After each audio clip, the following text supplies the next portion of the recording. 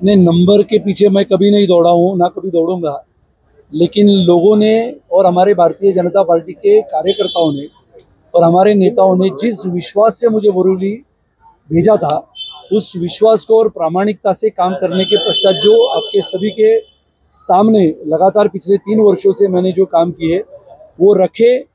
और आप लोगों ने जिस तरह से, बोरीवलीकरों ने जिस तरह से सभी कार्यक्रमों को सराहा, उल्लेखनीय जो काम हमारी सभी के टीम ने मिलकर किए।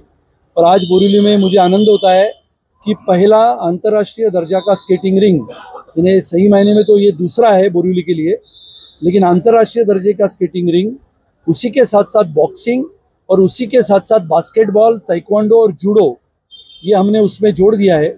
बहुत ही आधुनिकता से काम करने वाले और इस देश को आधुनिकता के माध्यम से आधुनिक भारत बनाने वाले आदरणीय प्रधानमंत्री श्री नरेंद्र मोदी जी की कल्पकता को हम वास्तविकता में उतारने का काम हम सभी लोग करते हैं।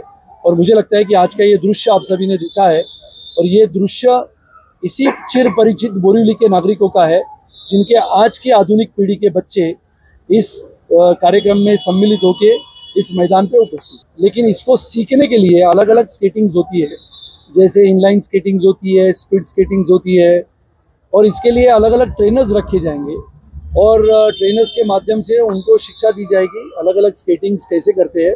और विशेष रूप से बोरीवली की एक छोटी बच्ची जिसका नाम भूमि शिखर है, उसी को प्री ओलंपिक्स के लिए बोरीवली से, जिसकी उम्र 8 साल की है, उसको सिलेक्ट किया गया है।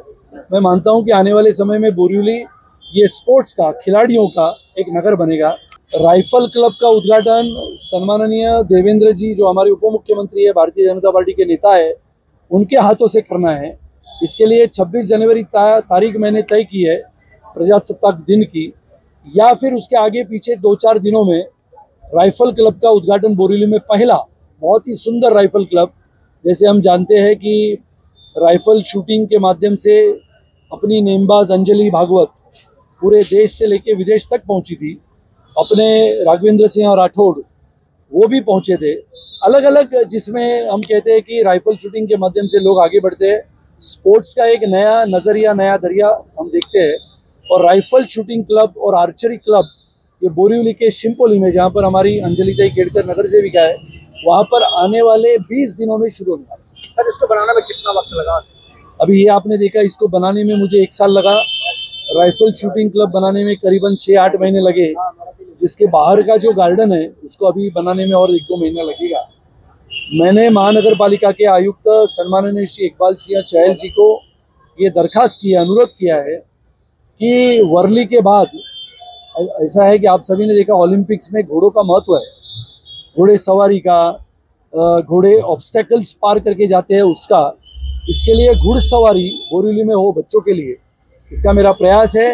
और मेरा विश्वास है कि महानगर पालिका के कायदे कानून में हॉर्स राइडिंग के लिए जगह नहीं थी, लेकिन बोरीवली के मैदानों को देखते हुए एक मैदान बोरीवली में नए रूप से घुड़सवारी के लिए, बच्चों के लिए हम बनाने वाले हैं, और आप सबको उसका न्योता दें। सम्माननीय उप मुख्यमंत्री देवेंद्र जी, इन्होंने चंद दिनों पहले जो घोषणा की थी, जिसमें विरार से लेके, यानी वर्सोवा से लेके विरार के समुद्र मार्गी रास्ते का उल्लेख है, उसी के साथ साथ ठाणे कोस्टल रोड का उल्लेख है, उसी के साथ साथ बहुत सारे रास्तों का निर्माण है, उसी के साथ साथ बोरीवली से गोराई, ये जो ब्रिज बनने का लक्ष्य हमारे सम्माननीय सांसद श्री गोपाल शेट्टी जी ने भी रखा था।